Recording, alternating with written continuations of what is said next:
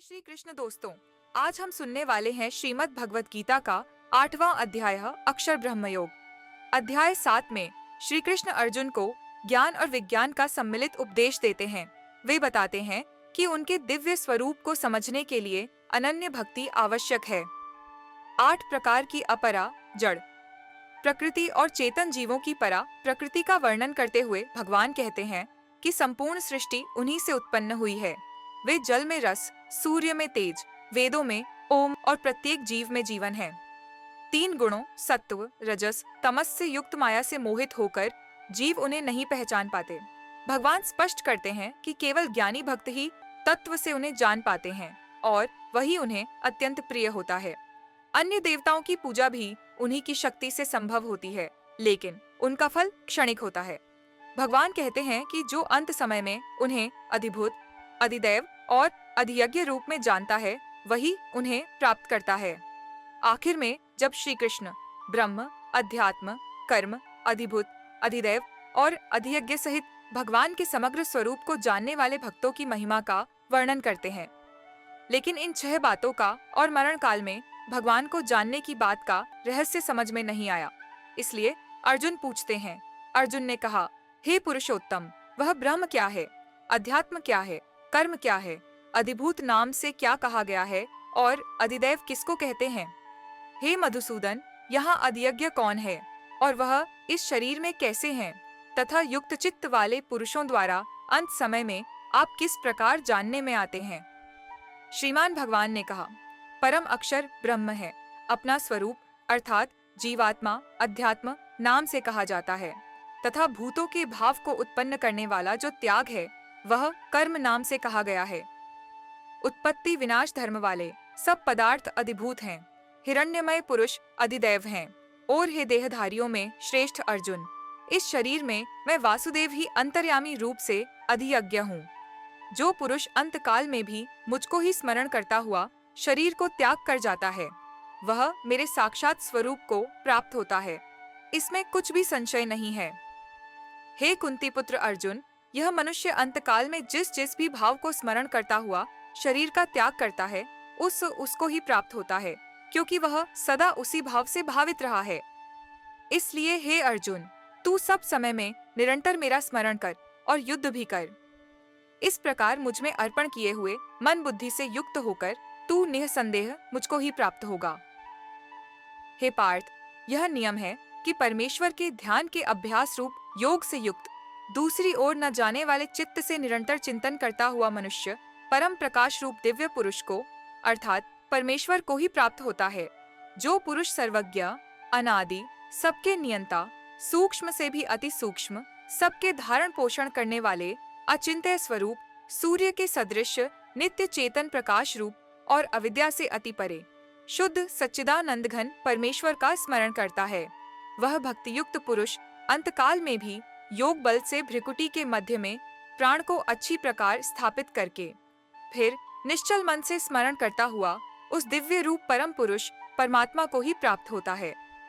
वेद के जानने वाले विद्वान जिस सच्चिदानंद घन रूप परम पद को अविनाशी कहते हैं, आसक्ति रहित सन्यासी महात्मा जन जिसमें प्रवेश करते हैं और जिस परम पद को चाहने वाले ब्रह्मचारी लोग ब्रह्मचर्य का आचरण करते हैं, उस परम पद को मैं तेरे लिए संक्षेप में कहूँगा।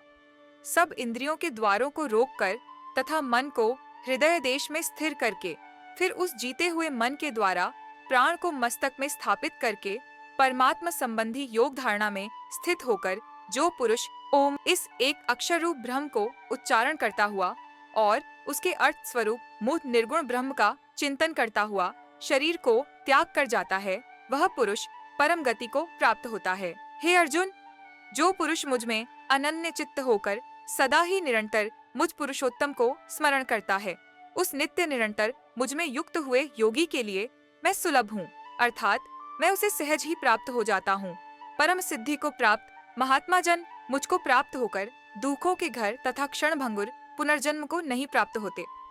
हे अर्जुन, ब्रह्मलोक सब लोग पुनरावर्ती हैं, परंतु हे कुंती पुत्र, मुझको प्राप्त होकर पुनर्जन्म नहीं होता, क्योंकि मैं कालातीत हूँ और ये सब ब्रह्मादि के लोक काल के द्वारा सीमित होने से अनित्य हैं। ब्रह्मा का जो एक दिन है उसको 1000 चतुर्युगी तक की अवधि वाला और रात्रि को भी 1000 चतुर्युगी तक की अवधि वाला। जो पुरुष तत्व से जानते हैं वे योगीजन काल के तत्व को जानने वाले हैं।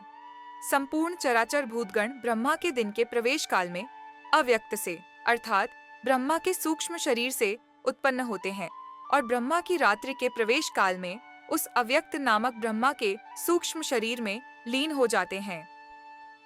हे पार्थ, वही यह भूत समुदाय उत्पन्न होकर प्रकृति के वश में हुआ रात्रि के प्रवेश काल में लीन होता है और दिन के प्रवेश काल में फिर उत्पन्न होता है।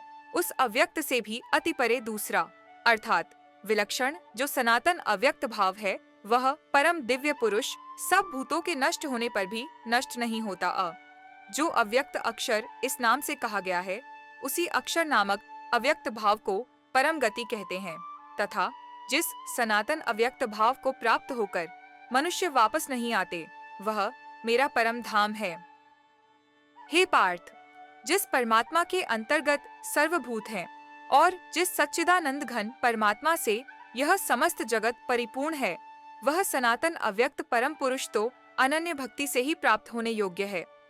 हे अर्जुन, जिस काल में शरीर त्याग कर गए हुए योगी जन तो वापस न लौटने वाली गति को और जिस काल में गए हुए वापस लौटने वाली गति को ही प्राप्त होते हैं, उस काल को अर्थात दोनों मार्गों को कहूँगा।